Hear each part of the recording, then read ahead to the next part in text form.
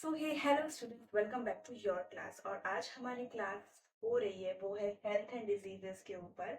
Okay, इससे पहले मैंने जो एक हमारा लेक्चर हो चुका है हेल्थ एंड डिजीजेस के ऊपर, तो उसका हम छोटा सा जस्ट रिवीजन कर लेते हैं कि हेल्थ का मतलब क्या होता है, डिजीज का मतलब होता है क्या होता है, इन्फेक्शियस डिजीज क्या होते हैं। ओके, उसके बाद हमने बहुत सारी चीजें पढ़ी थी कि टाइप्स उसके क्या क्या होते हैं, डेंगू का क्या सिम्टम होता है। तो वो सारी चीजें मैं बस थोड़ा सा मतलब जो जो मुझे लग रहा है कि इंपॉर्टेंट है वो मैं आप लोगों का रिवीजन करवा देती हूँ और उसके हम बाद आगे का जो भी लेक्चर हमारा बच्चा हो वो स्टार्ट करने वाले हैं। और अगर आपको थॉरो पूरा स्टडी करना है तो आप हेल्थ एंड डिजीज का जो हमारा फर्स्ट लेक्चर मैंने पढ़ाया है वो आप जाके जरूर देखिए, आपको बहुत ज्यादा हेल्पफुल होने वाला है। और हम सभी जो आपके सब्जेक्ट्स हो रहे हैं 8th क्लास महाराष्ट्र के, 9th के, 10th के, ठीक है, मैंने हिस्ट्री का भी डाउन अपलोड कर दिया है वीडियो, ठीक है, ज्योग्राफी का हो गया है, आपका साइंस का हो गया, मैथ्स का हो गया, इवन संस्कृत, इंग्लिश, ये सारे चैप्टर्स के जो लेसन है वो आपको इस चैनल पे मिल जाएंगे। तो प्लीज आप चैनल को सब्सक्राइब कर लीजिए। और अगर आपको आपका कंसेप्ट क्लियर करना है तो ये चैनल को बिल्कुल भी आप स्किप मत करना, वीडियो को स्किप मत करना। चलो तो आज हम देख लेते हैं। तो मैंने आप लोगों को पहले बताया था हेल्थ, ठीक है। हेल्थ मतलब क्या होता है, कल हमने देखा था कि जब कोई भी इंसान फिजिकली, मेंटली, ठीक है, क्या होता है, कंप्लीट, वो बहुत क्या होता है, स्ट्रांग होता है, ठीक है, state of physical, mentally and social wellbeingness. और कल मैंने बताया था कि सोशल वेलबींग मतलब होता है कि जब आप किसी से बात कर रहे हैं, जब आप किसी से इंटरेक्ट कर रहे हैं तो आप एकदम खुशी से, नॉर्मली आप उनसे बिहेव कर रहे हैं, आप उनसे कोई गलत बर्ताव नहीं कर रहे हैं, ठीक है। तो इसका मतलब हो जाता है हेल्थ, ठीक है। हेल्थ का क्या आ जाता है, पीएम, आपको याद रखना है, प्राइम मिनिस्टर। उसके बाद ये एस, सोशल वेलबींगनेस होना चाहिए। ऐसा नहीं है कि मैं भी, अगर मुझे कोई बीमारी नहीं है तो इसका मतलब क्या हो जाएगा कि मैं हेल्दी हूँ। हेल्दी का मतलब है आपका फिजिकली होना भी बहुत जरूरी है, मेंटली भी आप बहुत अच्छे से स्ट्रांग हैं, एंड सोशल वेलबींगनेस यानी कि जब आप किसी से मिल रहे हैं तो आप उनसे गलत बर्ताव नहीं कर रहे हैं। ओके, डिजीज का मतलब क्या था, डिजीज मतलब आपको समझ में आना चाहिए कि डिजीज मतलब क्या होता है, डिस्टरबेंस। अब डिस्टरबेंस कहाँ होगा, डिस्टरबेंस होगा हमारी बॉडी में, ठीक है। ठीक है, हमारी बॉडी में अगर कोई भी डिस्टरबेंस है, अब वो चाहे कैसा हो, साइकोलॉजिकल हो आप कह सकते हैं, या फिर फिजियोलॉजिकल हो, अगर ये दोनों हमारे पास क्या है, डिस्टरबेंस है हमारी बॉडी में, साइकोलॉजिकल भी और फिजियोलॉजिकल भी, तो इसका मतलब क्या हो जाएगा कि उसको बोला जाता है डिजीज। ओके, तो ये दो चीजें हो गई थी। उसके बाद हमने पढ़ा था कि टाइप्स क्या क्या होते हैं डिजीज के, या फिर आपके यहाँ डिजीज क्या क्या टाइप्स होते हैं। तो आपको भी पता है कि एक था अकॉर्डिंग टू हेरिडिटी होता है, राइट, सॉरी, सबसे पहले अकॉर्डिंग टू ड्यूरेशन होता है। तो ड्यूरेशन में क्या था, दो आपके याद गए थे, सबसे पहले एक्यूट था और एक था क्रोनिक। तो मैंने आपको बताया था कि क्रोनिक डिजीज वो होता है जो बहुत देरी से हमें पता चलता है, मतलब बॉडी में वो धीरे धीरे करके डेवलप हो रहा है, अभी हमें उसके उसके बारे में कोई भी जानकारी नहीं है, राइट। जैसे कि हमारा क्या हो जाता है, कैंसर, राइट। कैंसर हमें तुरंत ही नहीं पता चलता, वो बॉडी में धीरे धीरे धीरे होकर के जब एकदम सडन आ जाता है तब हमें पता चलता है। और इसका जो ट्रीटमेंट है, इसको जो आप सही करोगे, इसको सही होने में बहुत ज्यादा टाइम लगता है। तो आपको याद रखना है कि क्रोनिक, सी, और कैंसर, राइट। तो आपको याद रहेगा कि यार कैंसर किस तरीके से होता है, धीरे धीरे होता है, उसका ट्रीटमेंट मतलब उसकी जो हम दवाई लेने के बाद भी हमारी जो बॉडी है वो उसको एक्सेप्ट करने में बहुत देर लगाती है, यानी कि वो ठीक कब होता है, देरी से होता है। तो जो देर से होता है और देर से हमें पता चलता है उसको हम कहते हैं क्रोनिक। और एक्यूट डिजीज मतलब, हाँ, जैसे अभी मुझे बुखार हुआ है, मुझे ये चीजें पता चल गई है, फिर मुझे पता चल रहा है, मैं डॉक्टर के पास जा रही हूँ तो यार मुझे वायरल फीवर है, तो इसका भी मुझे तुरंत से क्या मिल रहा है, दवाई मिल जाएगी और मैं 2-3 दिन में या कहो 8 दिन में मैं अच्छा हो जाऊंगा। तो ये होता है आपका एक्यूट डिजीज। ठीक है, फिर होता है according to reason. According to reason यानी कि हेरिडिटरी हो सकता है, जो कि क्या होता है कि जब आप जन्म ले रहे हो बच्चे को तभी से कोई प्रॉब्लम है, फॉर एग्जाम्पल डाउन सिंड्रोम। ठीक है, डाउन सिंड्रोम क्या होता है, वो एक ऐसा सिचुएशन होता है जिसमें बच्चे की जो फिजिकल और मेंटल हेल्थ होती है वो कहीं ना कहीं रुक जाती है, या तो वो फिजिकली उसका हाथ छोटा रहेगा, या तो वो खुद बौना रहेगा, या तो वो मेंटली उतना स्ट्रांग नहीं रहेगा, मतलब वो अगर बड़ा भी हो गया तो भी वो बच्चे जैसा ही बिहेव करेगा, दैट इज डाउन सिंड्रोम होता है। अकॉर्डिंग टू, अब हमने देखा था कि डिजीज के हिसाब से होता है। अब एक दो टाइप के डिजीज होते हैं, इन्फेक्शियस डिजीजेस होते हैं और एक होते हैं नॉन इन्फेक्शियस। इन्फेक्शियस डिजीज हमने कल क्या पढ़ा था कि भाई जो खराब पानी से खराब हम कहते हैं ना खाने से, जैसे हम बाहर में कुछ खा लेते हैं तो हमें तुरंत क्या हो जाता है, फूड पॉइजनिंग हो जाएगी, राइट। बाहर का जो हम बोलते हैं कि बहुत वायरल चल रहा है, तो वायरल क्यों चलता है, क्योंकि एयर में क्या होते हैं, जो ऑलरेडी जिस ह्यूमन को सपोज किसी को क्या है किसी को सर्दी हो गई है, वो छींक रहा है, ठीक है, छींकने के बाद क्या होता है, वही जो उसके ड्रॉपलेट्स होते हैं, वो छींक तो रहा है, मुंह से छींक रहा है, तो उसके जो ड्रॉपलेट्स होते हैं वो कहाँ आ जाते हैं, एयर में तैरने लग जाते हैं, क्योंकि वो इन्वायरमेंट में ही कहीं वो तैरने लगते हैं। फिर वहीं पे अगर कोई इंसान आ रहा है तो वो जो एयर है वो भी तो सांस ही ले रहा है ना, तो वो जो ड्रॉपलेट्स है वो उनकी सांसों से कैसे अंदर चले जाते हैं, तो उसको भी क्या हो जा रहा है, सर्दी हो जा रही है। तो ये होता है आपका इन्फेक्शियस डिजीज, जो कि आप कह सकते हैं कि कंटेमिनेटेड फूड, यानी कि कंटेमिनेटेड यानी कि गंदा पानी हो सकता है, contaminated food, contaminated water, contaminated air, हवा भी जो है खराब है तो उससे होता है। एंड नॉन इन्फेक्शियस डिजीजेज यानी कि ये सब ऐसा नहीं है कि अगर आपका आपको ये सारी चीजें इसमें ये नहीं रहती, जैसे हो गया नॉन इन्फेक्शियस में आपका क्या क्या आ सकता है, डायबिटीज, ठीक है, अगर आपको मुझे डायबिटीज है तो वो आपको नहीं होगी, अगर आप मुझसे बात भी कर रहे हो तो भी कोई प्रॉब्लम नहीं है, क्योंकि वो नहीं होगी, राइट। किसी को हर्ट है, हर्ट प्रॉब्लम है, बीपी का प्रॉब्लम है, तो भी वो आपको नहीं हो सकती है, राइट। तो ये हमने कल देखा हुआ था, ठीक है। तो इन्फेक्शियस डिजीज में हमने यही पढ़ा था कि contaminated water, contaminated food and contaminated air से जो सारे डिजीज हमको हो रहे हैं वो क्या होते हैं, इन्फेक्शियस डिजीज होते हैं। उसके बाद हमने देखा था कि डेंगू किस तरीके से हमको होता है, तो डेंगू का हमने आपको बताया था, और डेंगू और मलेरिया का जो भी सिम्टम है वो किस तरीके से होता है, वो बिल्कुल सेम होता है, ठीक है। डेंगू कैसे होता है, जहाँ पे आपने देखा होगा पानी जो है, गंदा पानी बहुत ज्यादा क्या हो जाता है, सांच जाता है, यानी कि भर जाता है, जहाँ पे बहुत गंदा पानी जमा हुआ रहता है, वहां पे ये क्या करते हैं, मॉस्किटोज अपने अंडे देते हैं, और उनकी जो पॉपुलेशन है वो बहुत ही ज्यादा जल्दी जल्दी बढ़ती है, जिसके कारण क्या होता है कि हमें वो काट लेते हैं, ठीक है। उससे क्या होता है, फिर हमें डेंगू हो जाता है। और फिर मैंने आपको ये भी बताया था कि कौन सा वायरस है जो डेंगू में बहुत ज्यादा ये होता है, मतलब जो डेंगू को बहुत ये करता है, पैथोजन मैंने आपको बताया था कल, राइट, कि एक ऐसा एजेंट होता है जो कि इस डिजीज को होने में मदद करता है। तो ठीक है, वो कौन सा वायरस है, फ्लेवी वायरस है। फिर इसके हमने पढ़े थे कि सिम्टम्स क्या क्या होते हैं, आपको क्या आएगा, फीवर आएगा, कभी कभी वॉमिटिंग आपको होगा, आपके जो आई बॉल सॉकेट है ये जो है वो दुखेंगे बहुत ज्यादा।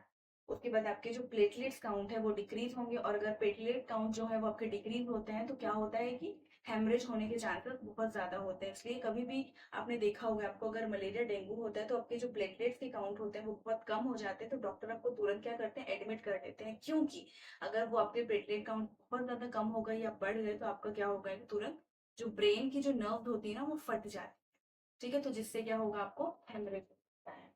उसके बाद हमने देखा था मलेरिया का स्वाइन फ्लू, हमने देखा था स्वाइन फ्लू किस तरीके से होता है, हमें स्वाइन फ्लू हमें पिग से हो सकता है, या फिर कभी कभी जो मेनली पिग्स से ही होता है, ठीक है, और वो अभी भी बहुत वायरल चल रहा है।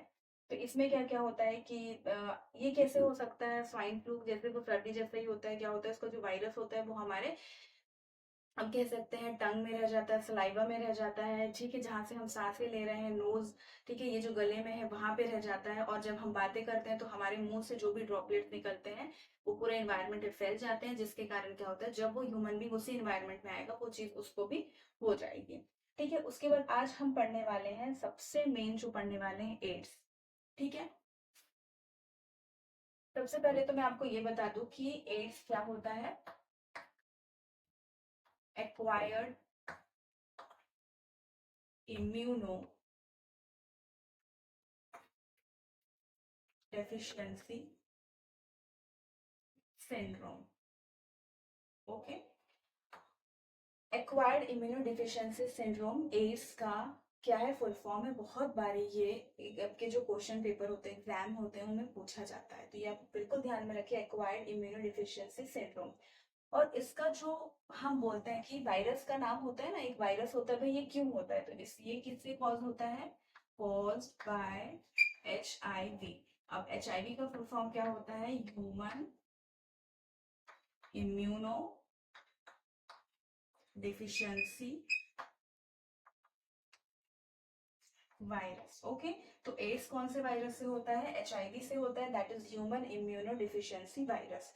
अब अगर मुझे ये पता करना है कि भाई इस इंसान को एड्स है या नहीं है, तो उसके लिए एक टेस्ट होता है जिसका नाम होता है ELISA test, ELISA, ELISA test होता है, ठीक है। अब आप इसमें आप जान लो कि इसमें जैसे आपने देखा होगा मलेरिया में हमें कॉमन सिम्टम्स सब में सेम मिलते हैं कि भाई उसको बहुत ठंडी लगती है, फीवर आता है, राइट, ये सारी चीजें होती है। डेंगू में आपको पता है कि कॉमन सिम्टम रहेगा कि उसको उल्टी होगा, उसका जो बॉल सॉकेट है, आई बॉल सॉकेट है, उसमें क्या होगा, दर्द देगा। पर एड्स में क्या होता है कि हर एक बॉडी में अलग अलग आपको सिम्टम्स देखने मिलेंगे। ऐसा नहीं है कि अगर मुझे एड्स है, आपको एड्स है, तो सेम सिम्टम रहेंगे कि मुझे भी बुखार आ रहा है तो आपको भी बुखार आ रहा है, ऐसा नहीं होगा। मेरी बॉडी अलग कुछ सिम्टम दिखाएगी, हो सकता है कि आपकी बॉडी जो है वो कुछ अलग सिम्टम दिखाएगी। तो ये पॉइंट भी बहुत जरूरी है आपका कि क्या रहेगा कि ये क्या होते हैं, पर्सन स्पेसिफिक होते हैं, राइट। ये हर एक को अलग अलग इनका जो है सिम्टम दिखेगा। ठीक है, अब आपको एक बात जाननी है कि ये किससे होता है। जब हम अनसेफ सेक्सुअल करते हैं, ठीक है, अनसेफ सेक्स करते हैं, कुछ ऐसे हमारे कॉन्टैक्ट्स बनते हैं जो कि अनसेफ हैं, तो उसका मतलब क्या हो जाता है, तो हो सकता है कि आपको एड्स हो सकता है। ठीक है, अब कभी कभी क्या होता है कि हॉस्पिटल की अगर मैं बात करूं तो पहले ऐसा होता था कि बहुत सारा क्या होता था, जैसे पहले के जमाने में, मतलब या आज से 30-50 साल पहले मैं कहूँ, तो जो इंजेक्शन आपको लगता था वो क्या करते थे, उस इंजेक्शन को गर्म पानी में वो उबाल लेते थे और फिर वही इंजेक्शन वो दूसरे को देते थे। उससे भी बहुत ज्यादा चांसेस होते थे क्या होने के, एड्स होने के, क्योंकि अगर कभी उस सिरिंज में खून है और वो उसका खून आपको आ गया आपकी बॉडी में, क्योंकि आपको भी इंजेक्शन लग रहा है, तो उससे क्या होता था, एड्स हो सकता है। कभी हम पार्लर में जाते हैं, राइट, कभी कभी पार्लर में हम जाते हैं तो थ्रेडिंग हम करते हैं, या फिर जो आपने देखा होगा, बॉयज का नहीं पता बट जो गर्ल्स हैं थ्रेडिंग रहता है, तो उसमें क्या होता है कि जो किसी भी इंसान का अगर उसमें खून रह जाए और वही खून दूसरे इंसान को जैसे कट गया है भाई दूसरे का भी, तो वो खून जब मिक्स हो जाता है तब हमको एड्स हो सकता है। पर ऐसा आपको ये नहीं है कि किसी को अगर एड्स हो गया है, राइट, क्योंकि हमारे इंडिया में ये एड्स होना बहुत ही ज्यादा इस चीज का बवाल मचाया जाता है, तो ऐसा नहीं है कि एड्स अगर किसी को है, आप उनसे बात कर रहे हो तो वो चीज आपको भी हो जाएगी, नहीं। ठीक है, आप उसके साथ खाना भी खा सकते हो, आप उसको छू भी सकते हो, आप उसके साथ डांस, मतलब एक नॉर्मल जो ह्यूमन बीइंग होता है उसके साथ जैसा बिहेव करते हो, इसके साथ भी वैसे ही बिहेव होना चाहिए। ऐसा नहीं कि इसको एड्स है तो मैं इससे बात नहीं करूंगा, ये नहीं करूंगा, वो नहीं करूंगा। और हमेशा जो आपका जो बिहेवियर है, एड्स जिसको है आपको अगर पता है, तो उसके साथ क्या होना चाहिए, बिल्कुल नॉर्मल होना चाहिए, क्योंकि एड्स एक ऐसी बीमारी है जिसमें आप सारी चीजें उनसे कर सकते हो, वो आपको नहीं हो सकती है। गॉट इट, वो फैलने वाली बीमारी नहीं है। तो एड्स में आप इतना जान लो, एक्वायर्ड इम्यूनोडिफिशियंसी सिंड्रोम इसका फॉर्मूला होता है, कॉज्ड बाय एचआईवी, ये इसका वायरस का नाम है, ह्यूमन इम्यूनोडेफिशिएंसी वायरस। इसको एक टेस्ट होता है, कौन सा टेस्ट होता है, एलिसा टेस्ट होता है, और ये इसका जो सिम्टम रहेगा, ऐसा नहीं जरूरी कि मुझे जो सिम्टम है वो आपको भी दिखेंगे, पर्सन टू पर्सन ये क्या करते हैं, वेरी करते हैं। Got it. उसके बाद हमारा दूसरा टॉपिक अब क्या आ जाता है वो हम देख लेते हैं। दूसरा टॉपिक है, ओके, इन्फेक्शन थ्रू एनिमल्स। अब कोई कोई ऐसे सॉरी, इन्फेक्शन थ्रू एनिमल्स, अब कोई कोई ऐसे हमारे जानवर भी होते हैं हम जिनसे हमें बचना चाहिए। फॉर एग्जाम्पल अभी मैंने आपको स्वाइन फ्लू की बात बताई थी, वो भी तो एक पिग से ही फैलता है, राइट। रेबीज, रेबीज एक ऐसी बीमारी है, तो हम बोलते हैं ना कि कुत्तों के पास मत जाओ, या जब कुत्ते आते हैं तो आपकी मम्मी बोलेगी कुत्ते के पास मत जाओ, कुत्ते का नाम मत लो। तो क्यों बोलते हैं, क्योंकि अगर कुत्ते ने आपको काट लिया तो आपको क्या हो सकता है, रेबीज हो सकता है। ठीक है, और ये जो रेबीज है ना, सिर्फ ये कुत्तों के काटने से नहीं होता है, ये अगर हमें किसी ने मंकी ने काट लिया, जैसे हम कहीं पहाड़ी वाले इलाके में जाते हैं या कहीं मंदिर में जाते हैं, तो वहां पे बहुत सारे क्या होते हैं, मंकीज होते हैं, तो मंकीज ने अगर आपको काट लिया तो उसमें भी क्या होता है, आपको रेबीज हो सकता है। ठीक है, तो ये जो रेबीज है ये एक क्या है, वायरल डिजीज है, राइट। ठीक है, अगर आपको किसी कुत्ते ने काट लिया है, मतलब डॉग ने काट लिया है, किसी डॉग ने क्या कर लिया है, बाइट कर लिया है, या फिर आप कह सकते हैं मंकी ने आपको काट लिया है, तो आपको क्या हो सकता है, रेबीज हो सकता है। ठीक है, और ये जब आपको काटता है, ठीक है, डॉग काटता है, तो आपको क्या होता है कि ये है ना ब्रेन में तुरंत पहुंच जाता है। ये जो वायरस होता है क्या होता है, ये न्यूरॉन की मदद से कहाँ पहुंच जाता है, ये ब्रेन में पहुंच जाता है। ठीक है, और हो सकता है कि ब्रेन में अगर गया है ये, ठीक है, तो आपको कुछ भी हो सकता है, ब्रेन हैमरेज भी हो सकता है, बहुत सारी ऐसी पॉसिबिलिटीज है, या तो आप कोमा में जा सकते हो, क्योंकि आपका जो, क्योंकि ये अगर वायरस पहुंच गया तो फिर आपके दिमाग को कुछ भी वो कर सकता है, राइट, उसको हम कंट्रोल नहीं कर पाते हैं। उसके बाद जिनको भी ये रेबीज हो जाता है उनको ना बहुत ज्यादा क्या होता है, हाइड्रोफोबिया। अब हाइड्रोफोबिया से आपको ये नाम से ही समझ में आ गया होगा कि जिस इंसान को रेबीज हो गया वो है ना पानी से डरेगा। तो जब कभी क्या होता है कि अभी तो खैर बहुत सारे जो वैक्सीनेशन है वो ऑलरेडी, जैसे बच्चा 1 साल 2 साल का होता है तो वैक्सीनेशन उनको लग जाता है, ठीक है। रेबीज का भी जो ये होता है वैक्सीनेशन वो लग जाता है। बट पहले क्या होता था ना कि बहुत जब कुत्ते काट लेते थे तो बहुत ऐसा होता था कि बहुत बारी क्या होता था कि जो माँ बाप होते थे वो इंजेक्शन उनको नहीं, मतलब वो उनके पास इतना साधन ही नहीं था कि वो अपने बेटे को वैक्सीनेशन दे सके तुरंत। तो क्या होता था उस टाइम पे, अगर बच्चा ऐसा बोल रहा है कि नहीं मम्मा मुझे पानी से बहुत डर लगता है, मैं नहीं नहाऊंगा, तब उन्हें ये जाके पता चलता था कि यार ऐसा हो सकता है कि इसे कुत्ते ने काटा हो। और उसका मतलब ये एक सिम्टम है कि अगर किसी इंसान को बहुत पानी से डर लग रहा है तो अगर आप उसको पूछोगे ना कि यार किस किस क्या हो गया है, क्या काटा, तो हो सकता है कि वो बोलेगा मुझे ना कुत्ते ने काटा था, राइट। तो जो जिसको भी ये रैबिस हो जाएगा उसको बहुत पानी से क्या होगा, डर होगा। और इसका जो है ना हम ये कर सकते हैं, यानी कि इसका जो इसको रैबिस नहीं होना चाहिए। जैसे कुत्ते ने तुरंत आपको काटा है, आपको तुरंत आप कह सकते हैं कि 24 घंटे के अंदर जो वैक्सीनेशन है, ठीक है, वो ले लेना चाहिए। अगर आप नहीं लेंगे तो फिर आपको रैबिस हो सकता है। हो सकता है, क्या होगा ही यार, अगर कुत्ता काट रहा है तो होगा। पर जैसे हम बोलते हैं ना 14 इंजेक्शन लगता है, आप लोगों ने पहले सुना होगा, कुत्ता काटता है तो यह 14 इंजेक्शन लगता है। अभी का क्या सीन है मुझे ये नहीं पता है। अभी तो क्या होता है कि बच्चों को, जैसे बच्चे छोटे, क्योंकि मेरी भी बेटी है तो उसे ये जो वैक्सीनेशन है रेबीज का वो पहले ही मिल चुका है, ठीक है।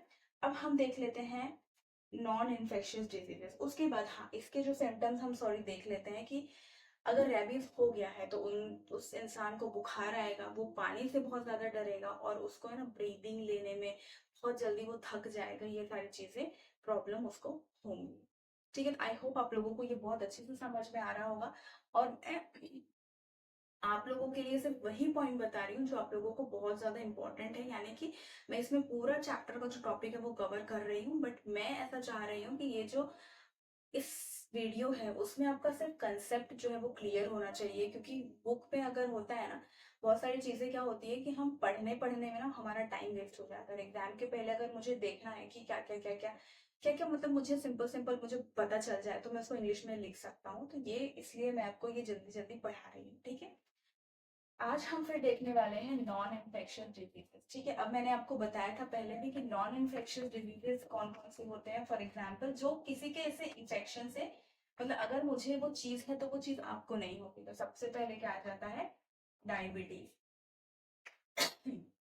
ठीक है, डायबिटीज आ जाता है। उसके बाद एक आता है हमारा कैंसर, राइट। उसके बाद हमारा आ जाता है हार्ट डिजीज, ठीक है, ठीक है। Diabetes, cancer and heart diseases ये तीनों क्या है, नॉन इन्फेक्शियस डिजीज है। मतलब अगर किसी को डायबिटीज है, मुझे डायबिटीज है, तो इसका मतलब ये नहीं है कि आपको हो जाएगा। मुझे अगर कैंसर है तो इसका मतलब ये नहीं है कि आपको हो जाएगा। अगर आपको कैंसर है तो इसका मतलब ये नहीं है कि आपके दोस्त को हो जाएगा, राइट। तो आज हम एक एक करके पढ़ लेते हैं कि कैंसर में क्या होता है, ठीक है। कैंसर में सबसे पहले आपको ये ध्यान रखना है कि हमारे बॉडी में कुछ ऐसे एबनॉर्मल सेल क्या हो जाते हैं, पैदा हो जाते हैं, जो बहुत ही ज्यादा कंट्रोलेबल रहते हैं, ठीक है। तो हम यहाँ पे क्या बोल रहे हैं, ग्रोथ ऑफ अनकंट्रोलेबल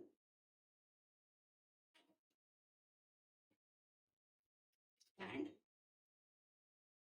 अनकंट्रोलेबल होते हैं। और क्या होते हैं, वो एबनॉर्मल होते हैं, ठीक है।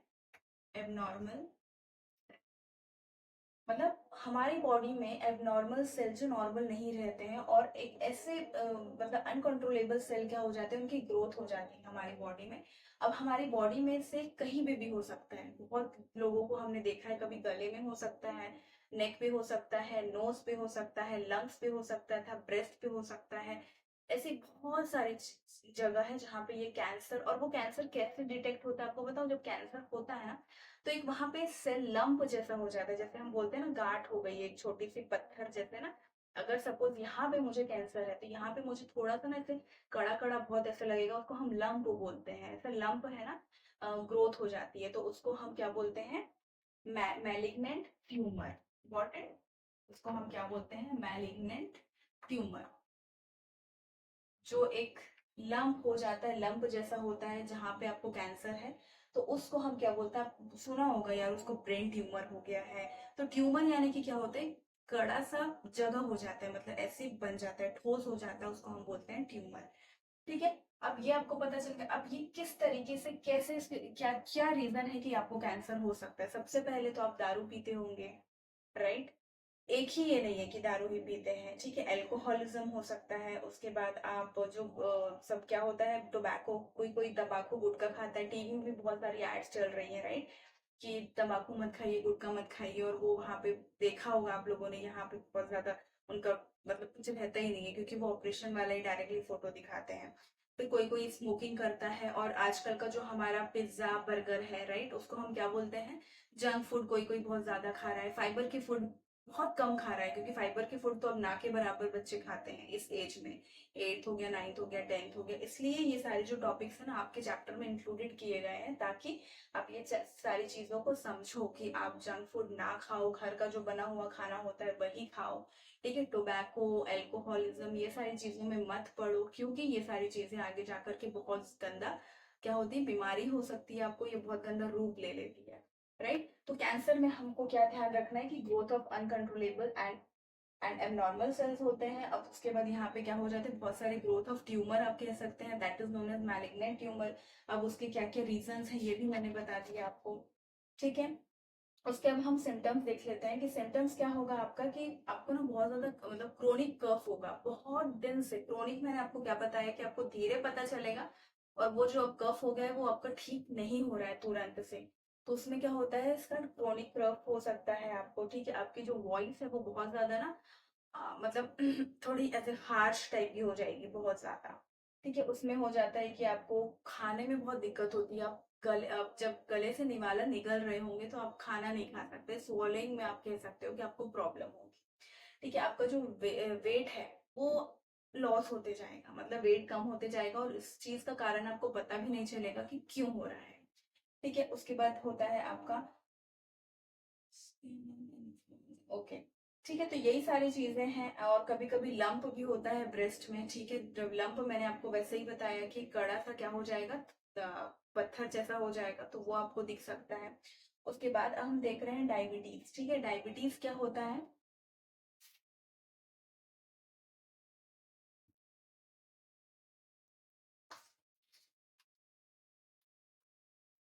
आपने आपके घर में बहुत बार सुना होगा कि मेरी मम्मी को डायबिटीज है, राइट। तो डायबिटीज क्यों होता है, देखो, एक हमारे पैंक्रियाज आपने सुना होगा। पैंक्रियाज में क्या होता है कि एक हार्मोन होता है जिसको हम कहते हैं इंसुलिन, ठीक है। वो इंसुलिन क्या होता है, एक हार्मोन है, कहाँ से प्रोड्यूस होता है, पैंक्रियाज से प्रोड्यूस होता है। वो हमारे लेवल ऑफ शुगर को क्या करता है, कंट्रोल करता है।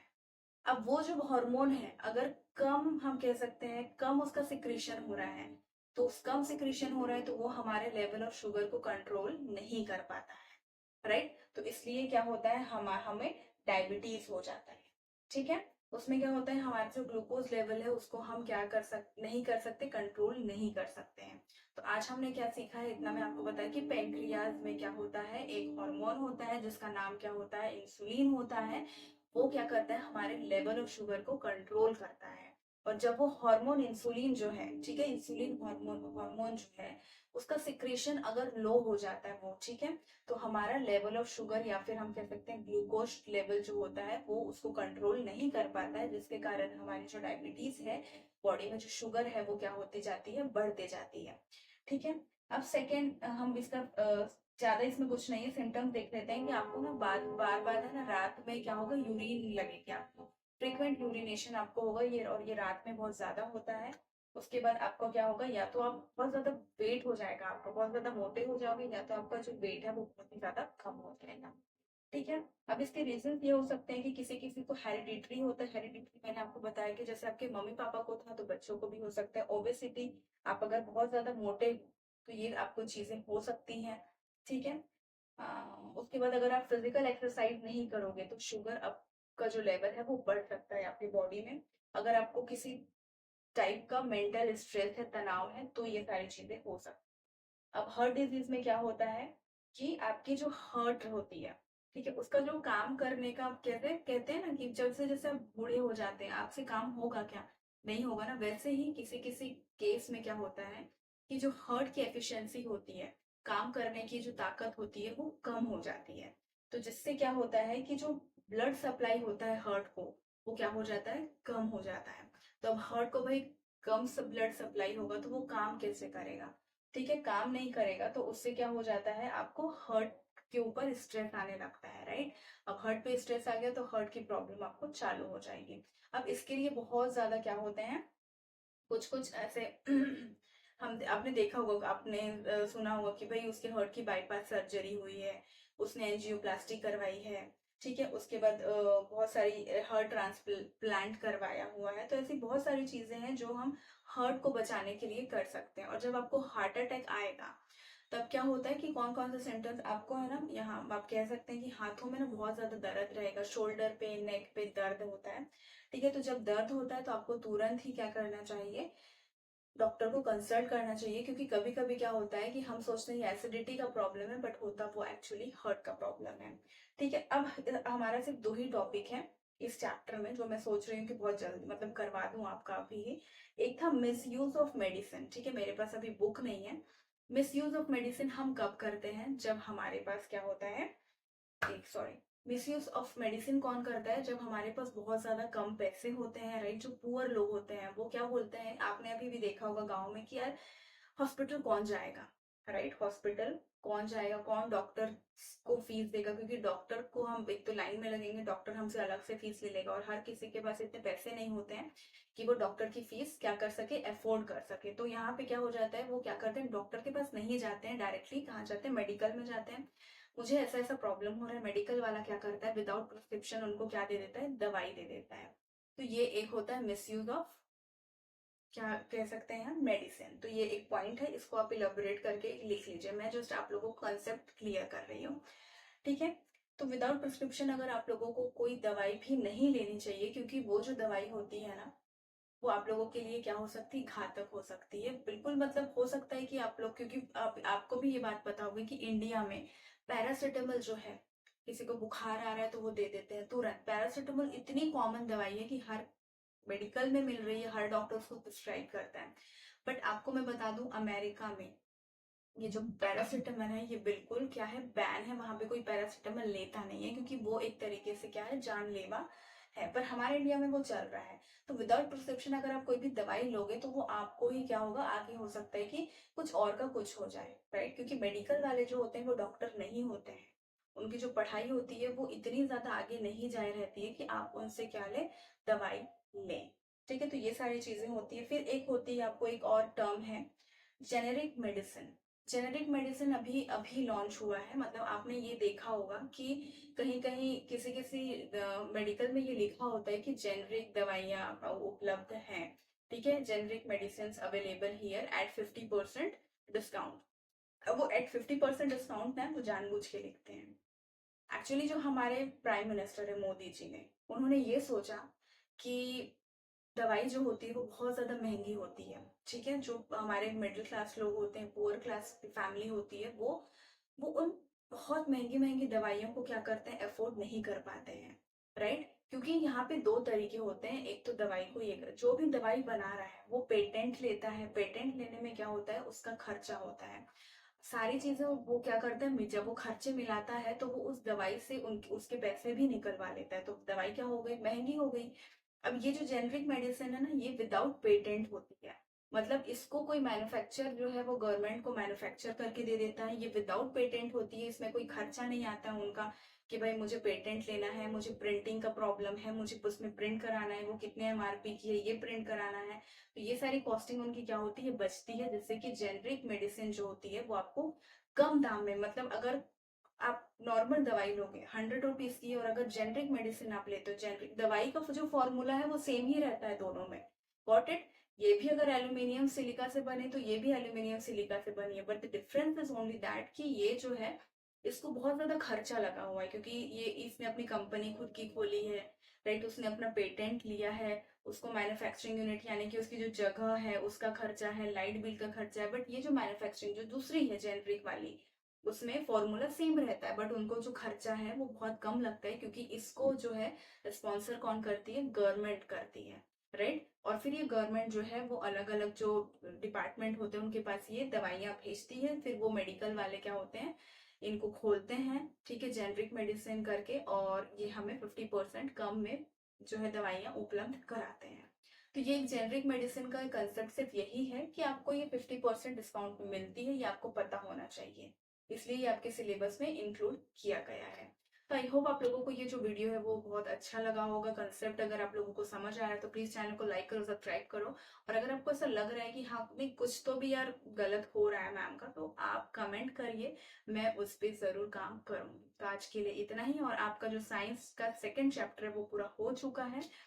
तो और अगर आप लोगों को दूसरे भी चैप्टर्स आप लोग के लिए चाहिए, ज्योग्राफी के हो गए हैं, सिविक्स के हो गए, मैंने इसी चैनल पे अपलोड किए हैं, तो आप लोग चाहिए और जल्दी से देखिए। तब तक के लिए श्री शिवाय, नमस्ते।